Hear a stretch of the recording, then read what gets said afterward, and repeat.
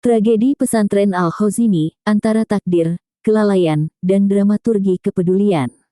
Oleh Nazaruddin. Tragedi ambruknya bangunan di pesantren Al-Khazini, Sidoarjo, adalah kelalaian nyata, bukan bencana alam apalagi takdir. Sebuah bangunan berdiri kokoh berdasarkan perhitungan ilmiah, besi, semen, pondasi, struktur, semua bisa diuji. Maka ketika bangunan runtuh dan menelan korban jiwa, itu bukan kehendak langit, melainkan kesalahan manusia yang harus dipertanggungjawabkan. Setiap nyawa yang hilang adalah akibat dari kelalaian berlapis, bukan takdir. Namun di tengah duka, muncul lapisan lain yang lebih suram. Alih-alih introspeksi, narasi takdir justru digunakan untuk mempertahankan hegemoni pengasuh pesantren atas wali santri. Lebih parah lagi, perhatian publik dan pejabat bergeser dari penyelamatan korban menjadi panggung dramaturgi kepedulian. Dramaturgi di atas reruntuhan. Para pejabat dan pesohor berdatangan membawa kamera, berpidato tentang IMB dan pembangunan pesantren, bahkan berpose di tengah reruntuhan. Mereka tampil gagah di atas puing-puing, mengubah tragedi menjadi panggung simpati politik. Ucapan duka berubah jadi alat pencitraan. Sementara keluarga korban masih menunggu kejelasan, opini publik terpecah antara empati, amarah, dan penghakiman di media sosial. Fokus penyelamatan bergeser ke eksploitasi emosional. Para pejabat berlomba-lomba menunjukkan kepedulian, tapi lupa bahwa kedukaan tidak butuh kamera, ia butuh tindakan nyata dan kecepatan penyelamatan. Mencari kambing hitam dan hutang negara. Di sisi lain, muncul narasi yang mengalihkan perhatian dengan menyalahkan negara.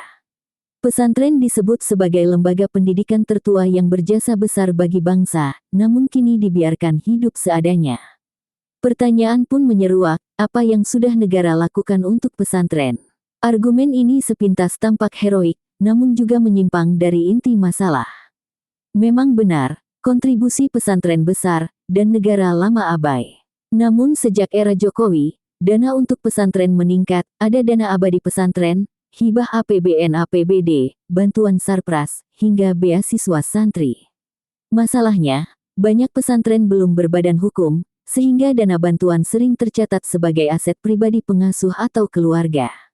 Ini fakta struktural yang semua orang tahu, bukan tuduhan personal.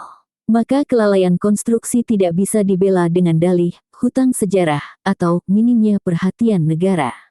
Sebab sunatullah keselamatan adalah tanggung jawab setiap manusia tanpa kecuali. Sunatullah keselamatan, tanggung jawab yang tak bisa dinegosiasikan. Mengabaikan izin bangunan mungkin bisa dimaklumi dalam konteks pengabdian.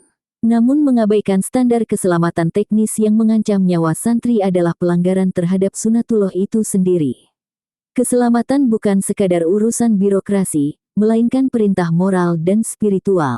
Fakta bahwa bangunan itu roboh adalah bukti bahwa ada sistem yang lalai, mulai dari perencanaan, bahan, hingga pengawasan. Maka tragedi ini bukan musibah alamiah, tapi buah dari kelalaian manusia. Sudah saatnya publik berhenti pada dua ekstrim, menghakimi secara brutal atau memaafkan dengan fatalisme religius. Kita harus menuntut 3 hal konkret. 1. Pertanggungjawaban teknis dan manajerial atas kelalaian yang menyebabkan korban jiwa. 2. Transparansi dan akuntabilitas dalam pengelolaan pesantren. 3. Standar keselamatan nasional untuk seluruh pesantren di Indonesia, agar nyawa santri tidak lagi jadi taruhan pengabdian. Jangan biarkan para korban hanya dikenang sebagai korban takdir. Mereka adalah korban dari kelalaian yang nyata. Dan dalam sunatullah kehidupan, kelalaian manusia harus diakui dan dipertanggungjawabkan, bukan ditutupi dengan retorika agama atau politik.